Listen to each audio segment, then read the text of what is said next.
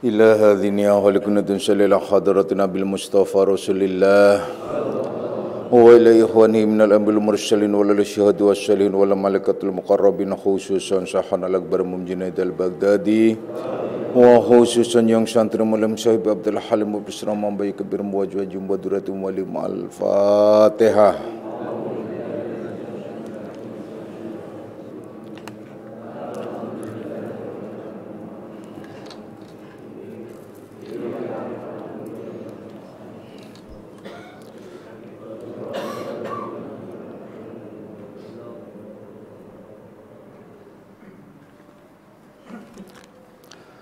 Mari kita baca suratul Fatihah sekali lagi.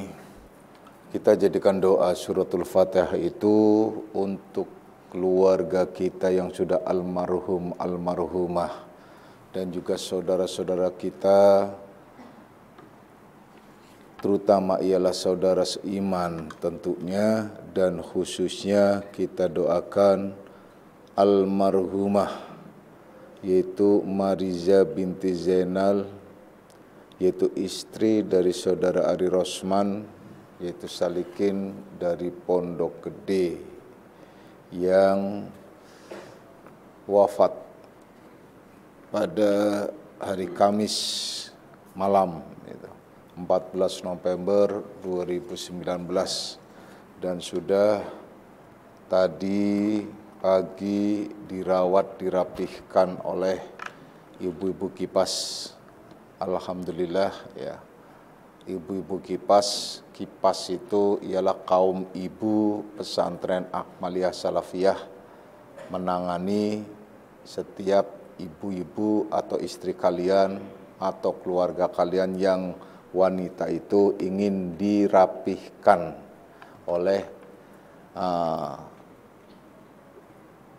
Kipas pada saat wafatnya, karena dengan dirapihkan oleh salikin salikah insyaallah mudah dikenali dan insyaallah mendapatkan syafaat dari Allah Subhanahu wa taala. Amin ya rabbal alamin. Ila hadiniyah wal kunutun salihah. Al-Fatihah.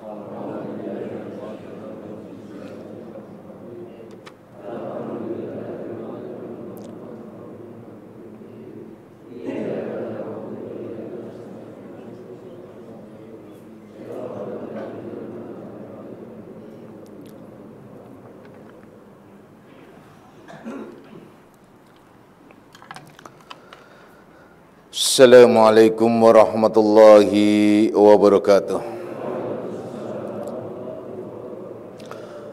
Alhamdulillahilladzi karrama bani adama wastafa minhumul ulama wa akhtara minhumuz zuhada wal hukama wal kurama wa faddala minhumul arifina billahi wasyifati wal asma wa azakum lazzatal mahabbati wa tallahum haqiqatil asya'i minal ardi was sama.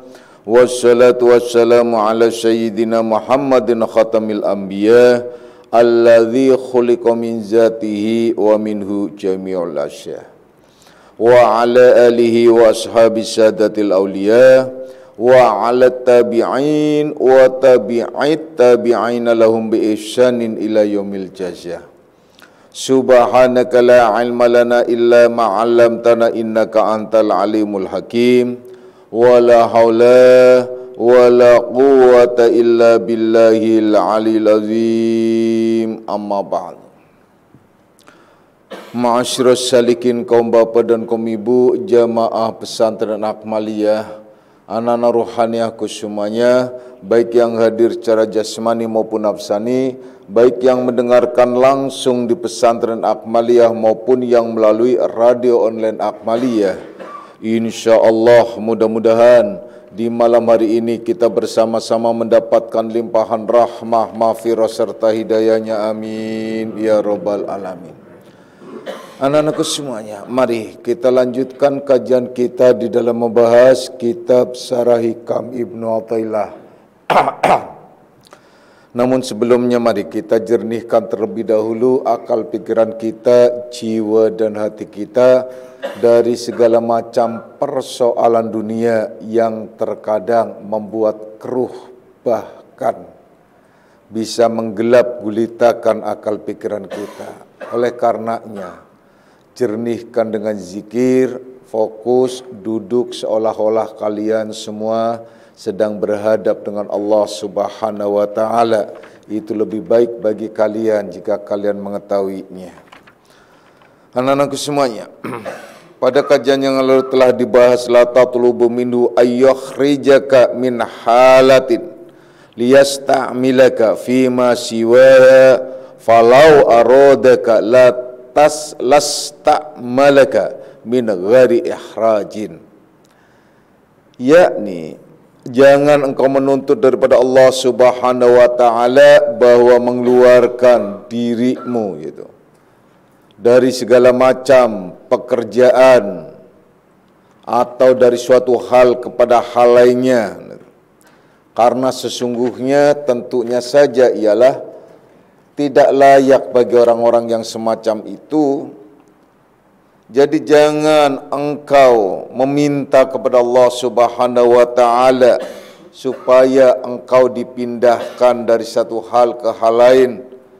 Karena sebab jikalau seandainya, sekiranya ya, Allah menghendakinya, niscaya falau aradaka lasta'malaka min ghairi ikhrajin, niscaya Allah akan memindahkanmu tanpa merubah, tanpa menggeser atau tanpa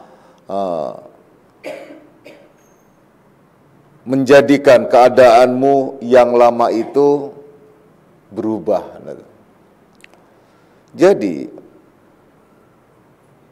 di sini pada kajian yang lalu telah diingatkan bahwa kita itu tidak boleh sok tahu. Mungkin bahasa lain, bahasa Jawa itu kemlinti, gitu. Sok tahu, gitu. Meminta sesuatu yang kamu sendiri tidak tahu. Jangan meminta sesuatu yang kamu sendiri tidak tahu. Sebagaimana yang pernah Bapak jelaskan juga peristiwa Nabiullah Nuh alaihissalam yang meminta kepada Allah untuk keselamatan anaknya Kan'am. Minta keselamatan anaknya namanya Kan'am, langsung ditegur oleh Allah Subhanahu wa Ta'ala bahwasanya tidak layak baginya untuk meminta hal semacam itu. Memang secara lahiriah itu adalah secara genetik itu anakmu, tapi Allah menyatakan dia sesungguhnya bukan anakmu, maksudnya secara rohaniah. Oleh karenanya ada istilah anak lahiriah dan anak rohaniah. Dalam hal ini Rasulullah sallallahu alaihi wasallam mengklaim ana abul arwah, aku bapa dari segala ruh. Berarti saya pun adalah orang tua kalian, orang tua ruhaniah. Maka orang tua ruhaniah itu lebih dari orang tua lahiriah. Orang tua lahiriah hanya bertanggung jawab pada wilayah lahiriah, dunyawiyah yang ada batasannya. Dan cinta kasihnya juga hanya di dunia, tidak sampai ke akhirat. Makanya banyak orang tua yang fokusnya terhadap anak hanya wilayah dunia. Rasanya bangga kalau anaknya sudah bisa sekolah, bahkan kuliah sampai selesai, sampai kerja, merasa dirinya sukses. Padahal itu bukan kesuksesan, bisa jadi menyeret anaknya dan dirinya itulah ke lembah neraka, mempercepat prosesnya kesesatan. Itu bisa jadi karena kesuksesan yang sesungguhnya ialah apabila kalian telah mendapatkan anak yang soleh atau solehah. Itulah kesuksesan orang tua. Bapak sudah sering katakan, saya menantang anak-anak saya, dan insya Allah dan sudah beberapa yang selesai. Minimal adalah kamu selesaikan S2, apalagi yang perempuan-perempuan. Tapi saya tidak pernah menyuruh anak saya itu kerja dan tidak bercita-cita untuk ia adalah bekerja. Adapun anak itu nantinya adalah bekerja, itu lain persoalannya. Tidak sama sekali. Saya hanya ingin memberi pemahaman terhadap anak-anak saya bahwa kamu itu akan ada generasi setelah kamu dan kamu bertanggung jawab. Nggak kebayang kalau jadi wanita itu adalah bodoh. Generasi yang akan datang itu macam apa? Nggak kebayang kalau punya wanita itu, istri itu adalah bodoh. Yang hanya emosian. Nggak kebayang generasi anaknya itu yang akan datang. Kan semacam itu sesungguhnya. Contoh saja Himah contohnya. Dia sudah selesai bahkan menjadi notaris. Dan bisa banget. Apaan aja gitu loh. Tapi dia tidak harus semacam itu. Ya layak, yang penting bapaknya ingin kamu solehah. Nunut manut, kalau suamimu adalah tidak menghendaki untuk kamu itu, ikuti, itu yang paling baik. Karena intinya ialah bagaimana seorang istri, seorang wanita itu bisa mengimbangi kecerdasan intelektual dan sosialnya, dan juga kecerdasan spiritualnya. Karena yang menjadikan dua insan romantis itu ialah 3 kecerdasan. Kecerdasan spiritual ialah agama, kecerdasan sosial ialah psikologis jiwa, kecerdasan intelektual ialah pendidikan. Apabila 3 ini adalah ada kesenjangan di antara dua insan tersebut yang telah menjalin hubungan menjadi suami istri, fangtadiri saat tunggu kehancurannya. Nggak akan bisa. Kesenjangan spiritual apalagi, kesenjangan sosial apalagi, kesenjangan intelektual apalagi. Nah, disinilah pentingnya memahami dan mengerti. Terlebih lagi ada pemahaman tentang anak lahiriah dan jasmaniah, anak jasmani dan ruhaniah. Dan insya Allah anak-anakku semua adalah jasmaniah dan sekaligus juga anak-anak ruhaniahku semuanya. Insya Allah, amin. Ya Rabbal Alamin. Dan kalian semua juga, anak-anak ruhaniahku, yang tentu saja saya akan lebih care, saya akan lebih dari segalanya, bahkan saya sampai mengklaim dengan bersumpah, saya tidak akan masuk ke dalam surga sebelum anak-anak ruhaniahku masuk ke dalam semuanya. Apakah salikin semuanya termasuk golongan anak-anak ruhaniah? Itu rahasia saya.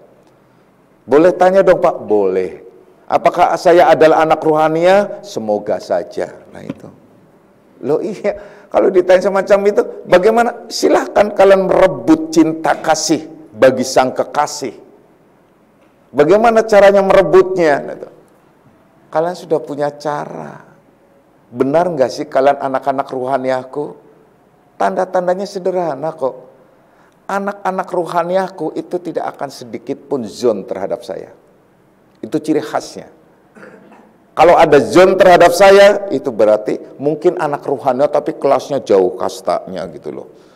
Jadi kalau di surga ya surganya kelas ekonomi. Tapi lebih utama lah, artinya lebih baik surga kelas ekonomi ketimbang neraka VIP gitu loh. Ya VIP-nya neraka gitu kan repot ya. Nah kita nggak membahas tentang itu. Yang jelas itu anak. Jadi bahkan di kitab-kitab juga menjelaskan orang tua rohaniah itu lebih utama. Lebih utama dan cinta kasihnya jauh melampaui ribuan kali lipat, mungkin jutaan kali lipat, bahkan tak terhingga daripada orang tua jasmania. Yang Bapak jelaskan tadi, orang tua jasmania itu hanya ada pada wilayah jasmania dan waktunya juga singkat, hanya di dunia, dan terkadang dia menyesatkan tanpa sadar. Banyak anak-anak yang tersesatkan oleh orang tuanya. Banyak.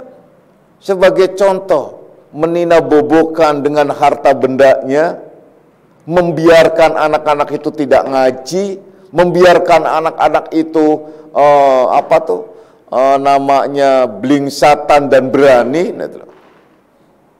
Perhatikan baik-baik kalian, bagi kaum ibu khususnya. Jangan kalian bangga pada saat anak kecil kalian yang umur di bawah 4 tahun itu adalah pada saat minta sesuatu sampai ngerajunya sampai mukulin kalian. Jangan kalian bangga itu anakku bagus. Awas, itu suatu tanda-tanda kalau kalian mendiamkannya.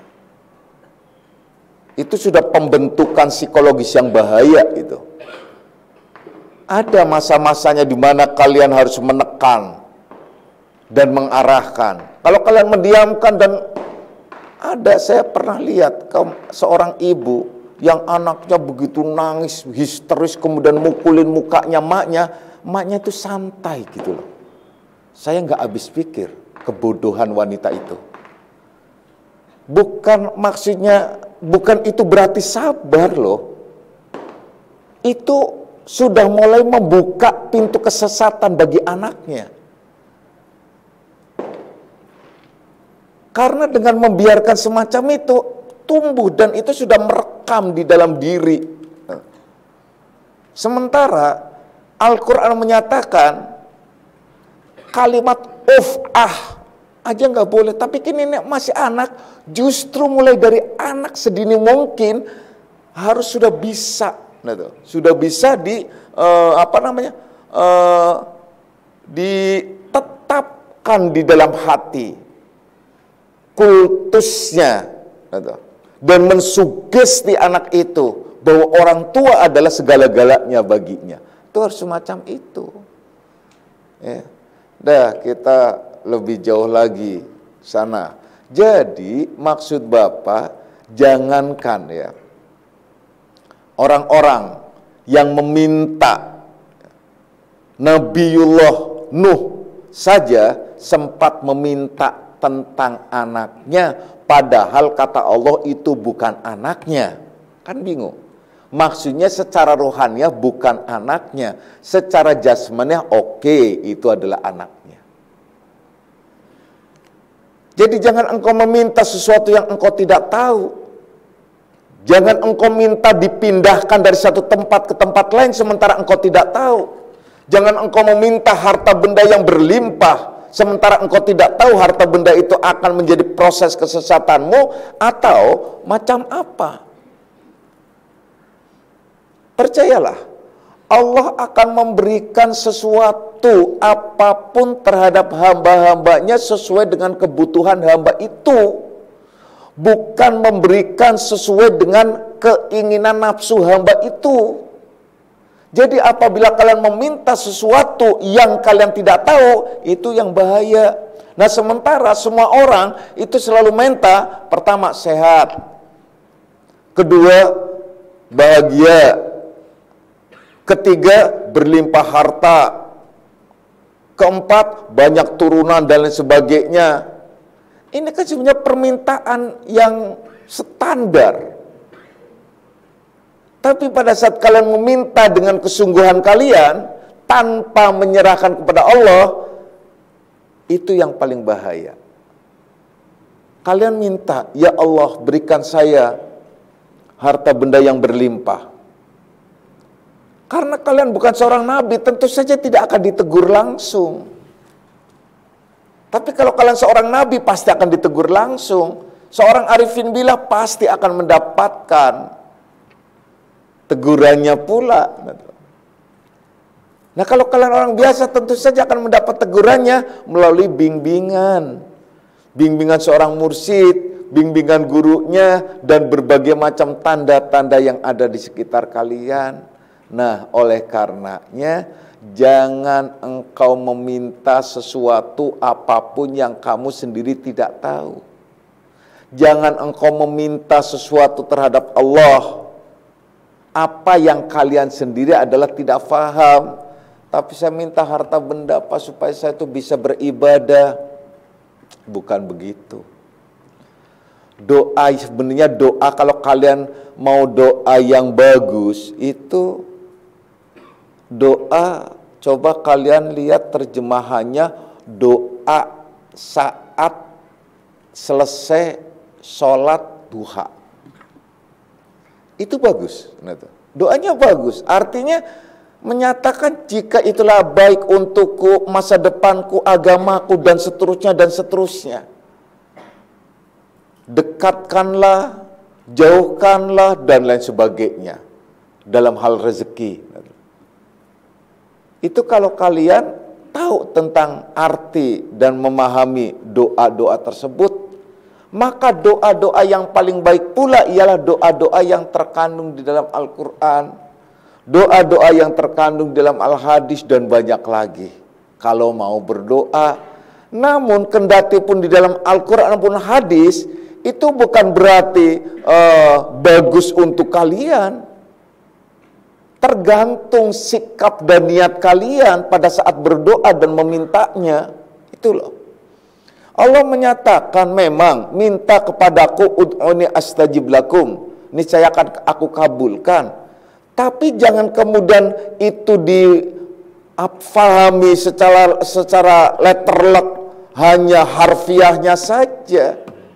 Allah menyatakan minta kepadaku. Kalau dikembangkan pengertiannya dalam tafsir, minta kepadaku sesuai dengan kehendakku, niscaya akan aku kabulkan sesuai pula dengan kehendakku, agar engkau selamat. Ini terkait dengan hadis qudsi. Apabila Allah menyatakan engkau punya kehendak, aku juga punya kehendak. Tidak ada kehendak yang paling baik melainkan kehendakku. Itu dalam hadis qudsi. Anta turidu, ana uridu. Wala takunu bima uridu. Tidak ada kehendak yang paling baik kecuali kehendakku. Itu kata Allah dalam hadis qudsi. Jadi doa yang paling baik apa sih? Doa yang paling baik ialah apabila kalian suruh memilih doa, berdoalah untuk tidak berdoa. Memintalah untuk kalian, berdoalah untuk kalian tidak memilih. Jika memang ada pilihan, ya memilihlah kalian untuk tidak memilih. Maksudnya, nah ini bingung lagi nanti kalian nanti gak berdoa, saya gak mau berdoa. Nah itu sombong disebutnya. Kalau berdoa mendikte namanya. Awas loh. Terus caranya sederhana. Kalau kalian pernah baca muqaddimah di dalam buku Bapak, itu Bapak di sana ada menyatakan, ya Allah, berilah petunjuk orang-orang yang membaca buku ini. Doa pintaku memang takkan menggeser takdir yang engkau telah tetapkan. Tapi aku yakin bahwa doa pintaku tidak lepas dari takdir itu. Ini bahasanya gimana sih? Muter-muter gak karuan gitu loh. Ya maksudnya begini, pada saat kalian doa, ini doa tuh diawali, ya, yaitu dengan sikap pasrah kepada Allah. Ya Allah, saya berdoa karena engkau menyuruh aku berdoa. Namun semua permintaanku kuserahkan kepada engkau dalam pilihannya. Karena engkau menyuruh aku berdoa, Rabbana atina fid dunya hasanah wa fil akhirati hasanah wa qina adzabannar, maka saya doa semacam itu. Adapun keputusan dan semuanya saya serahkan kepada engkau yang paling baik. Kalau engkau menyuruh aku berdoa dengan doa meminta rezeki yang banyak, maka saya berdoa minta rezeki yang banyak. Namun semua itu berpulang pula kepada kehendak engkau. Saya tidak berani memilih ya Allah, melainkan pilihkan dengan pilihanmu yang paling terbaik untukku. Lalu Allah menyatakan, ya udah kalau gitu kamu selamanya jadi orang melarat. Kira-kira kalian kemudian kaget atau senang? Andai saja kalian lagi berdoa minta menyerahkan kepada Allah, ya sudah kalau gitu nanti kamu adalah tidak akan mendapatkan rezeki banyak-banyak, cukup saja untuk makan sehari sekali. Pakaian cukup kalian punya 2 untuk ibadah dan pakan sehari-hari. Motor cukup kalian adalah diberikan pinjaman. Mobil, kalian cukup nge-Grab. Udah cukup tuh punya mobil. Macam-macam dan lain sebagainya. Rumah, nggak usah banyak, nggak usah gede-gede, cukup ngontrak. Aduh, saya pikir ini repot juga. Kalau gitu, ya Allah berilah saya rumah, gitu loh. Udah lain lagi.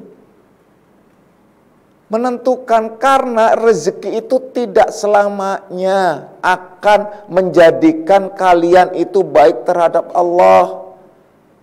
Jabatan dan lain sebagainya. Jadi kalian bersyukur pada saat kalian ada pada posisi di mana kalian ada saat itu, dengan mensyukuri kondisi dan keberadaannya. Seperti sekarang, kalian syukuri apa yang ada pada sekarang ini.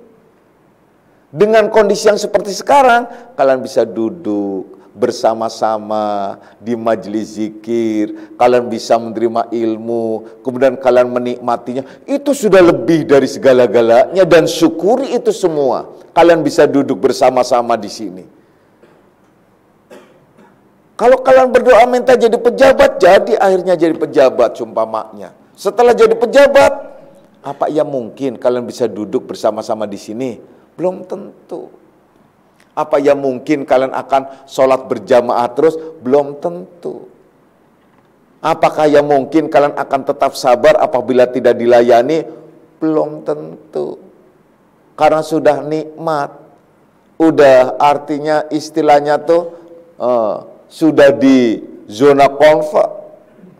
Sudah nyaman di wilayah yang merasa diri kalian nyaman untuk nafsu. Wahai anak-anakku semuanya, pada pengajian yang lalu juga Bapak sudah jelaskan sedikit kisah seorang yang berdoa karena kelelahan bekerja dan sebagainya, kepengin ibadah yang istiqomah, akhirnya berdoa, ya Allah, andai saja saya mendapatkan sekedar bisa makan saja sehari 2 kali atau 3 kali, niscaya saya akan enak dan nyaman bisa beribadah. Dikabulkanlah oleh Allah, tapi tidak tahu kalian akan bagaimana. Akhirnya terjadi sebuah fitnah yang akhirnya ia harus masuk ke penjara, dan dia benar mendapatkan makanan setiap hari, pagi, siang, sore, dan ia tetap bisa ibadah, tetapi di dalam penjara. Sedih dia rasanya. Setelah sedih karena ia adalah golongan orang-orang yang bertaubat dan mendapatkan cinta kasih Allah karena kejernihan hatinya, akhirnya dia mendapatkan teguran dan mendapatkan isyarat yang akhirnya dia adalah menjadi sadar, oh iya, posisi saya begini karena doa. Dan karena doa itu juga tidak diiringi keselamatan, minta selamat, keselamatan dunia akhirat, itu persoalannya. Itu contoh, dan banyak lagi. Oleh karena itu jangan kalian meminta sesuatu yang kalian tidak tahu terhadap Allah. Mintalah sesuai dengan kehendak Allah, itu yang lebih baik bagi kalian jika kalian memahaminya. Wahai anak-anakku semuanya, oleh karena itu, mari kita lanjutkan kembali dengan kalimat berikutnya, ialah ma'aradat himmatu salikin ataqifa indama kushifa laha illa wanadathu hawatiful haqiqah alladzi tatlubu amamaka wala tabarrajat dawahirul mukawwanati illa wanadatska haqaiquha innama nahnu fitnatun fala takfur. Yakni ma'aradat himmatus salikin, tidak berkehendak semangat seorang salikin, seorang yang saleh, seorang yang bersungguh-sungguh berjalan menuju kepada Allah Subhanahu wa taala untuk berhenti. Artinya tidak ada niatan untuk berhenti ketika ia terbuka baginya sebagian daripada yang gaib-gaib atau keistimewaan-keistimewaan, melainkan Allah memberikan peringatan, melainkan Allah memberitahukannya, yakni bahwasanya itu bukan sesuatu atau bukan menjadi tujuanmu, bukan inti daripada tujuanmu. Ini yang disebut illa wa nadatshu hawatiful haqiqati allati tatlubu amamaka. Itu bukan yang kamu cari, itu bukan sebagai tempat tujuanmu. Akhirnya ia tetap terus berjalan. Wala tabarrajat dawagirul mukawwanati illa wa nadatska haqaiquha. Begitu juga demikian pula, tiada tampak baginya keindahan tentang alam semesta yang lahiriah tentunya, kecuali diperingatkan pula pada hakikatnya dalam hal itu, yakni bahwa semata-mata innama nahnu fitnatun fala takfur. Itu adalah semua adalah sebatas fitnah, jangan sampai engkau ingkar kepadanya. Anak-anakku semuanya, perhatikan baik-baik. Ini adalah peringatan dan sindiran bagi para salikin. Makanya di sini langsung ditujukan kepada ma'aroddats himmatus salikin. Mungkin kalau orang awam, orang-orang umum yang tidak paham, salikin di sini langsung dimanakan hamba Allah yang soleh. Bagus, gitu. Tapi hamba Allah yang soleh di sini maksudnya salikin ialah orang-orang yang menuju kepada Allah. Disebut adalah hamba Allah yang soleh. Dan semoga kalian semua, kita semua golongan hamba-hamba Allah yang soleh. Amin. Ya Rabbal Alamin. Jadi begini, ini ceritanya panjang. Kalau terjemahkan secara letterlock bingung. Karena apa? Kalau diterjemahkan secara letterlock begini. Innama aradats himmatus salikin taqifa indama kusifalaha illa wa nadatshu hawatiful haqiqah. Jadi artinya begini. Jadi tidak akan mungkin berhenti seorang salikin pada saat ia sedang menuju kepada Allah dalam perjalanan spiritualnya, kemudian ia menemukan berbagai macam keistimewaan ruhaniah, akhirnya dia berhenti. Itu tidak akan mungkin berhenti. Kenapa? Karena ia akan mendapatkan peringatan, suara-suara gaib dalam tanda kutip, bahwasanya suara gaib itu akan menyatakan bahwasanya alladzi tatlubu amamaka. Itu bukan tujuanmu, itu bukan yang engkau tuntut, itu bukan yang engkau cari. Begitu juga pada wilayah lahiriah, wala tabarrajat dawagirul mukawwanati illa wa nadzatska haqaiquha. Jadi begitu juga pada wilayah lahiriah, pada saat ia melihat wilayah lahiriah, kemudian kalian mendapatkan keberkahan, mendapatkan keistimewaan dan lain sebagainya dalam urusan dunia, tetap dia akan mendapatkan peringatan. Innama nahnu fitnatun wala takfur. Sesungguhnya kami ini adalah fitnah, jangan sampai engkau ingkar. Anak-anakku semuanya, hati-hati. Sebelum diurai lebih jauh lagi, Bapak akan menjelaskan bahwasanya seorang salikin mau tidak mau, kalau ia bersungguh-sungguh menuju kepada Allah, itu akan mendapatkan 3 hal. Pertama ialah rahmah. Kedua, berkah. Ketiga, maghfirah. 3 ini. Rahmah ialah cinta kasih Allah pada wilayah rohaniah. Berkah ialah keberkahan, yaitu dalam urusan dunianya, dimudahkan. Yang ketiga, dia selalu mendapatkan ampunan daripada Allah sebelum dia minta ampun. Andai saja ia lupa melakukan atau berbuat dosa.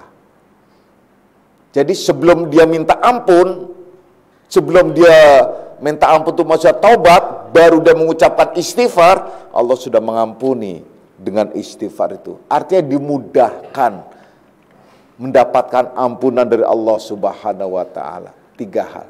Oleh karenanya, apabila seorang salikin terlunta-lunta, ini ada salah kaifiat. Berarti memang belum seorang salikin yang sesungguhnya.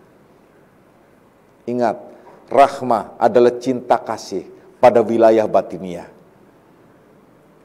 Berkah ialah cinta kasih, berlimpahnya rizki dan berbagai macam dalam urusan duniawiyah.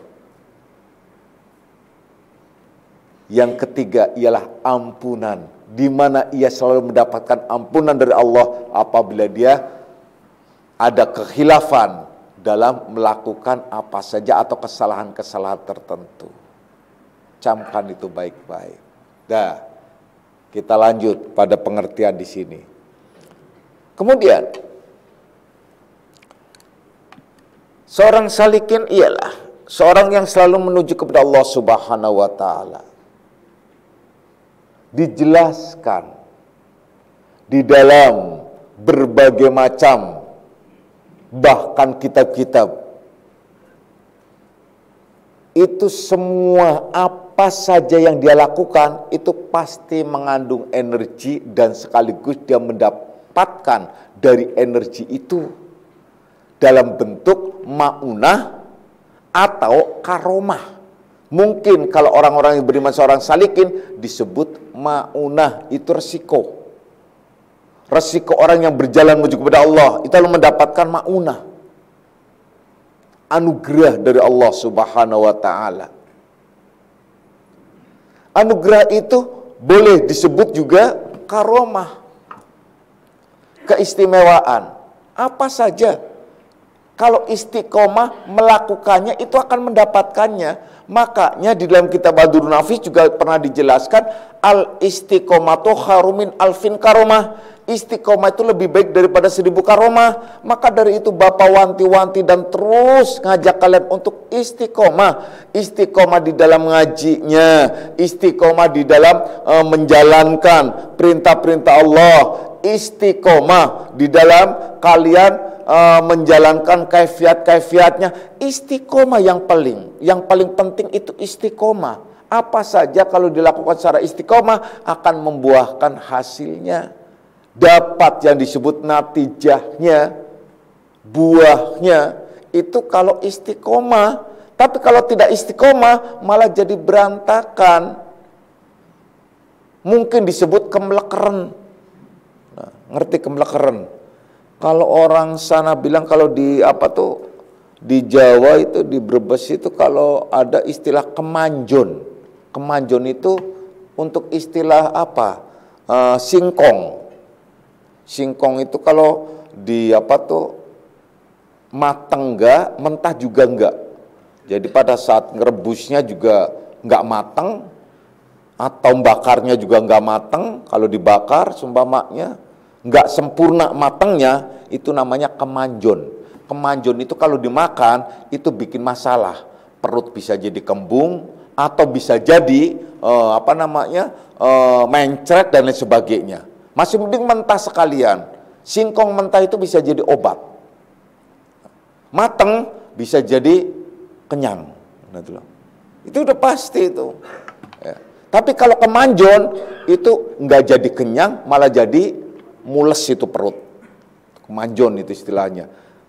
Kalau telur kemlekeren, aduh baunya itu satu kampung bisa bau. Itu kemlekeren itu, telur kemlekeren itu ya nggak netes. Coba, nggak ada artinya itu, nggak netes. Kenapa? Sudah buka jadi telur, juga dia sudah mati. Nah, tuh. Di dalamnya, itiknya itu kemlekeren dan banyak lagi. Nah, kalau seorang salik itu kemlekeren, kebayang nggak sih? Bau iya, nah itu loh. Bau apanya? Bau kelakuannya. Bau akhlaknya, bau sifat-sifatnya, dan lain sebagainya. Jadi kalau ada seorang salikin yang bau akhlaknya, maksudnya akhlaknya nggak benar, ini salikin kemlekaran.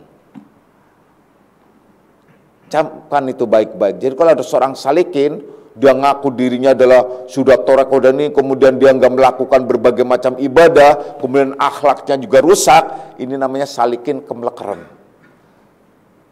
Jadi namanya ya salikin SK gitu loh, salikin kemlekaran gitu loh. Ini salikin kemlekaran itu. Ya salikin yang kemanjon gitu. Apa itu? Jadi salikin yang benar yang macam apa sih?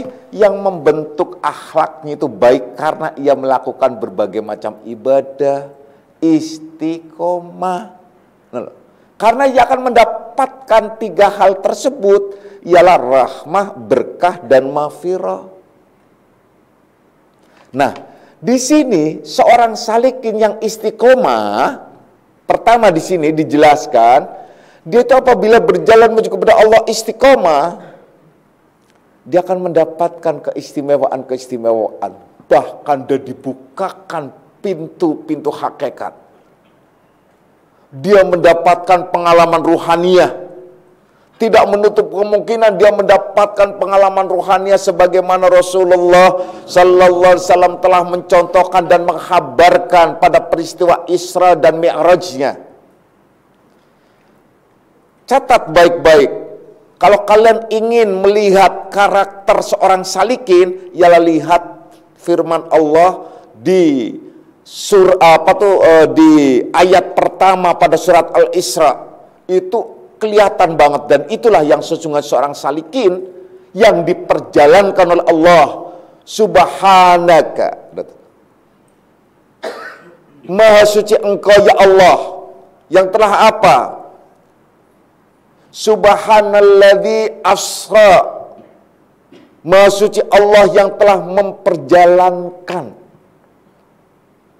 bi'abdihi lailan minal masjidil haram ilal masjidil aqsa, yaitu telah memperjalankan di malam hari dari Masjidil Haram ke Masjidil Aqsa.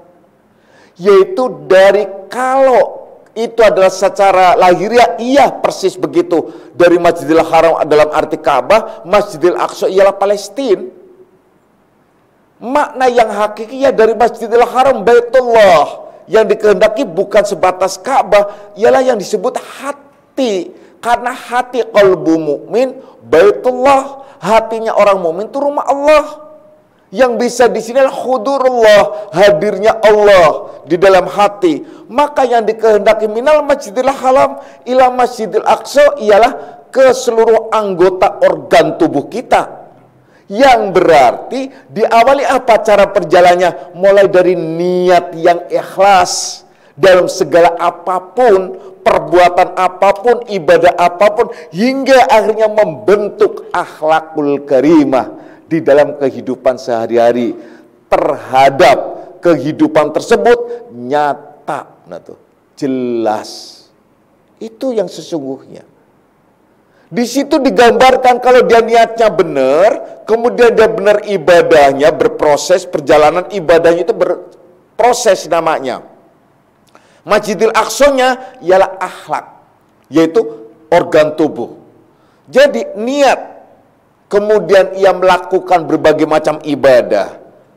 Ibadah yang wajib, termasuk juga yang sunnah-sunnah, karena tidak cukup melakukan ibadah yang wajib bagi seorang salikin.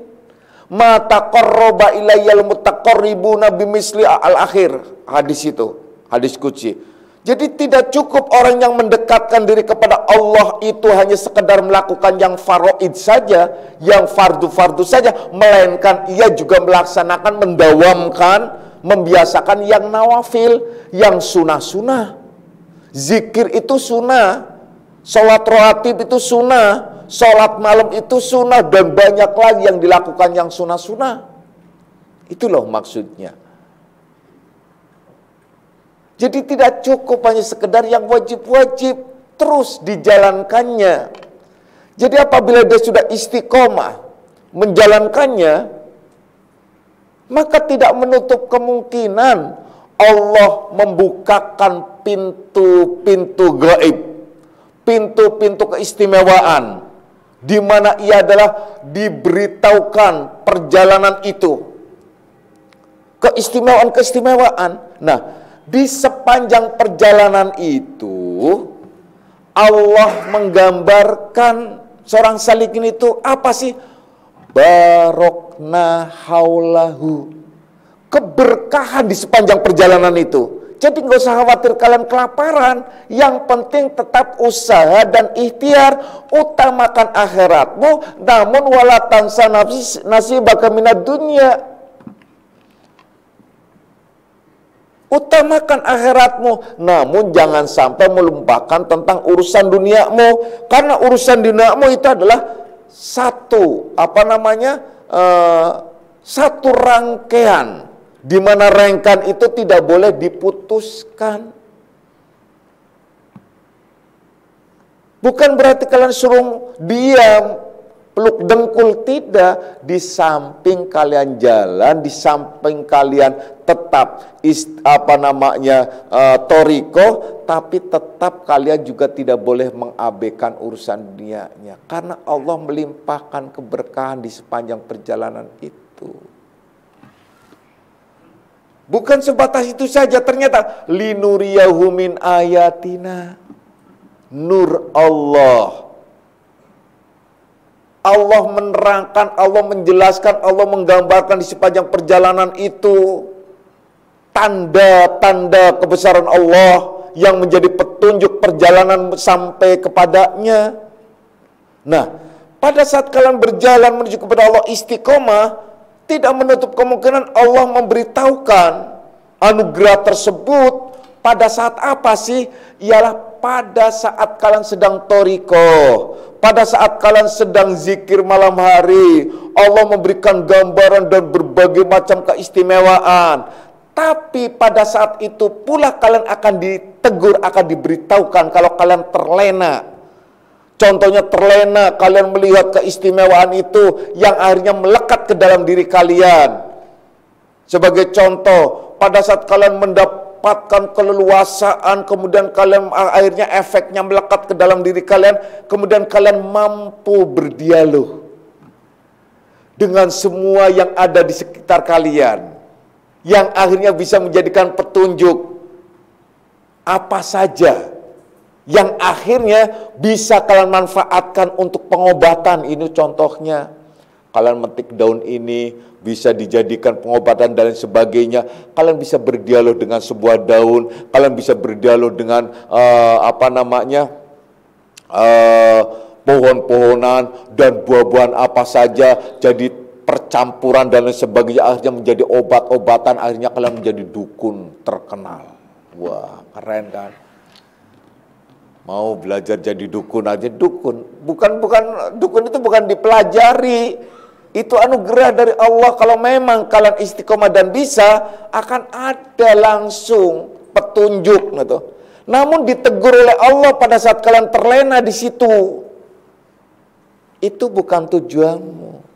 Dan bukan berarti kamu sudah sampai.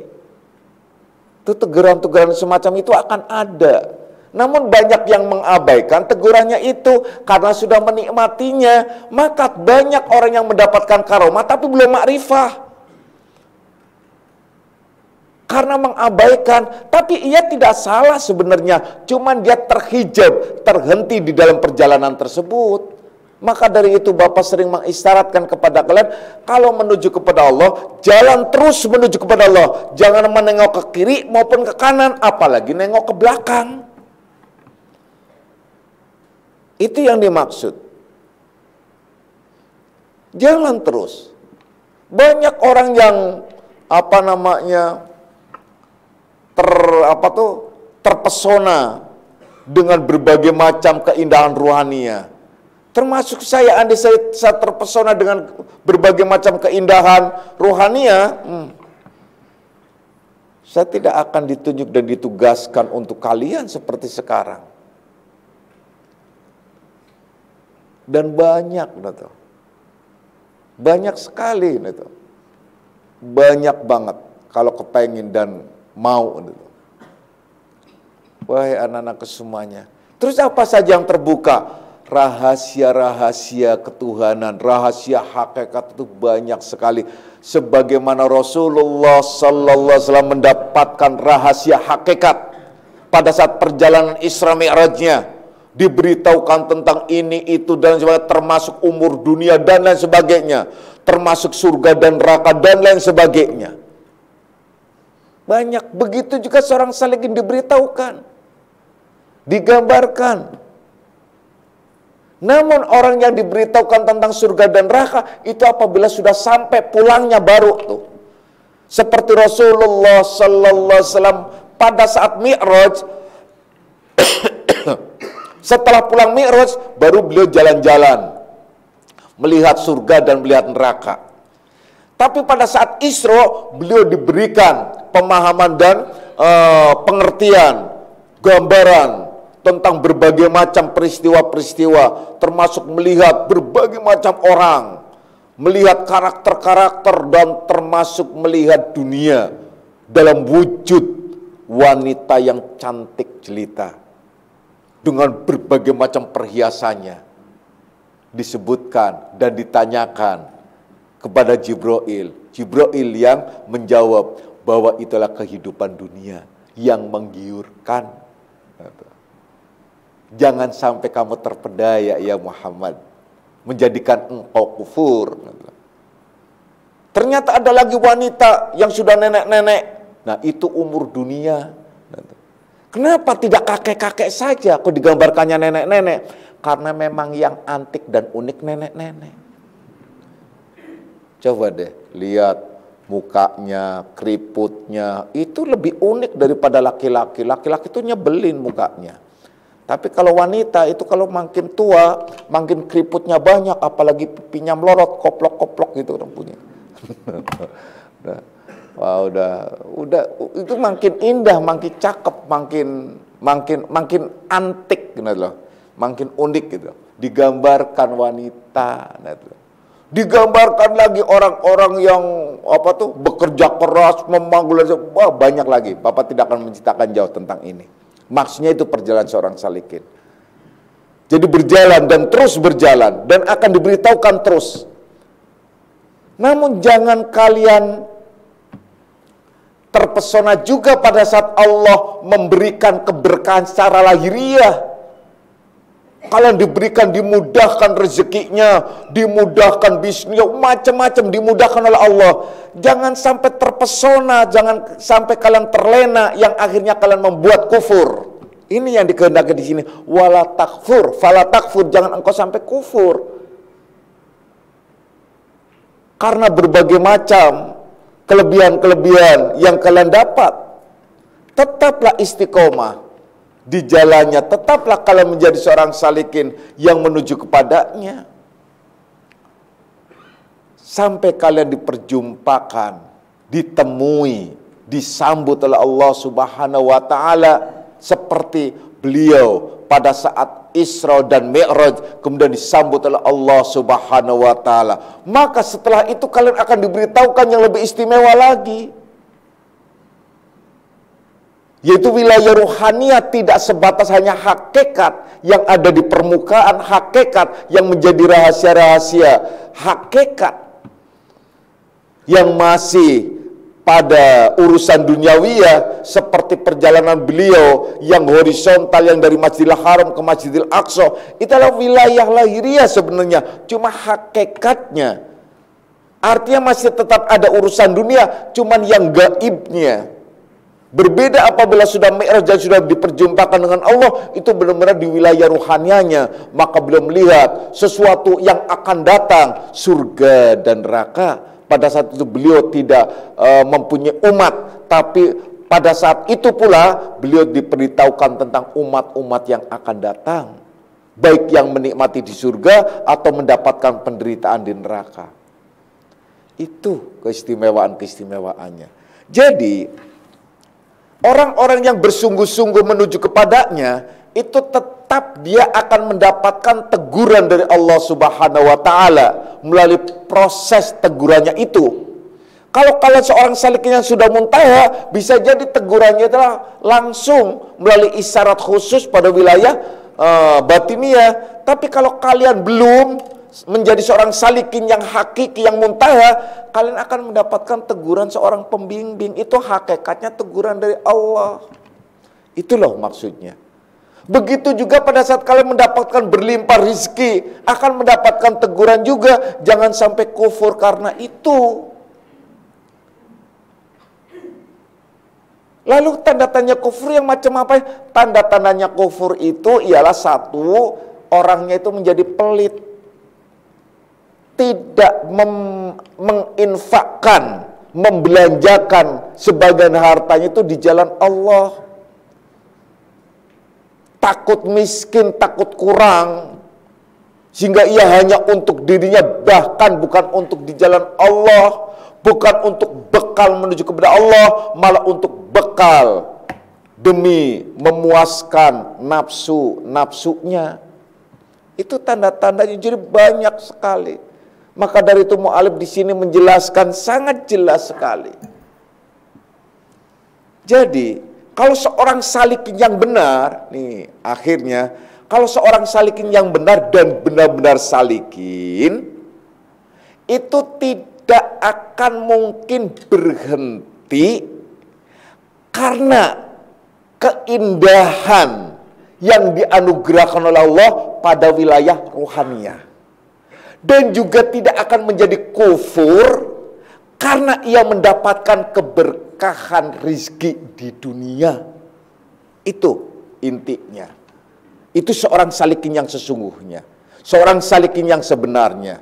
Jadi kalau ada seorang salikin yang kufur karena dia mendapatkan kenikmatan dunia, artinya dia meninggalkan toriko, karena dia mendapatkan jabatan, artinya dia menterlantarkan baiatnya, karena dia mendapatkan anugerah, artinya dia membiarkan dirinya masuk ke perangkap nafsu, dan selanjutnya, itu bukan seorang salikin dalam bimbingannya.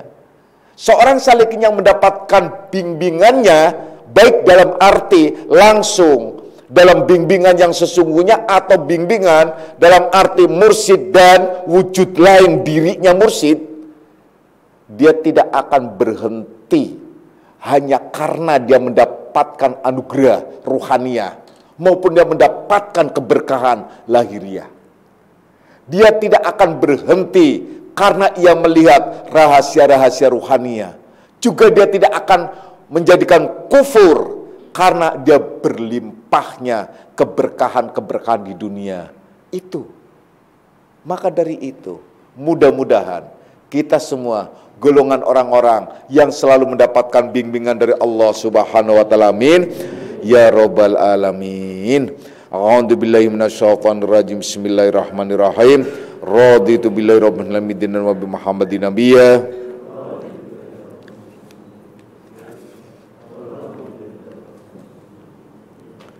Asyhadu an la ilaha illallah.